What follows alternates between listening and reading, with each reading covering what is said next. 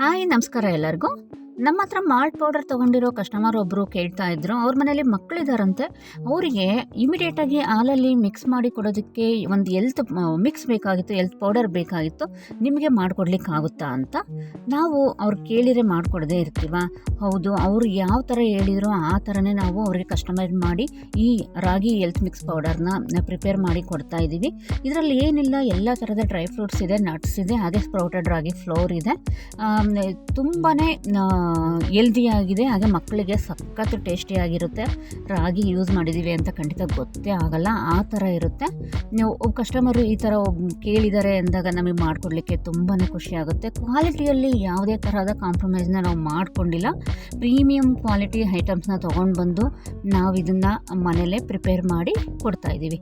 ಇದನ್ನು ಹಾಲಲ್ಲಿ ಮಿಕ್ಸ್ ಮಾಡಿ ಬೇಕಾದರೆ ಸ್ವಲ್ಪ ಸಕ್ಕರೆನೋ ಬೆಲ್ಲನೋ ಹಾಕಿ ಮಕ್ಕಳಿಗೆ ಕೊಟ್ಟರೆ ಅವ್ರಿಗೆ ತುಂಬಾ ಇಷ್ಟ ಆಗುತ್ತೆ. ನಾವಿಲ್ಲಿ ಸ್ವೀಟ್ಗೆ ಅಂತ ರೆಡ್ ರಾಕ್ ಶುಗರ್ನ ಆ್ಯಡ್ ಮಾಡಿದ್ವಿ, ಕಲ್ ಸಕ್ಕರೆನ ಆ್ಯಡ್ ಮಾಡಿದ್ದೀವಿ. ಸ್ವಲ್ಪ ಆ್ಯಡ್ ಮಾಡಿದ್ವಿ, ಜಾಸ್ತಿ ಎಲ್ಲ ಆ್ಯಡ್ ಮಾಡಿಲ್ಲ. ಅವ್ರಿಗೆ ಇನ್ನೂ ಸ್ವೀಟ್ನೆಸ್ ಬೇಕಂದ್ರೆ ಆ್ಯಡ್ ಮಾಡ್ಕೋಬೋದು.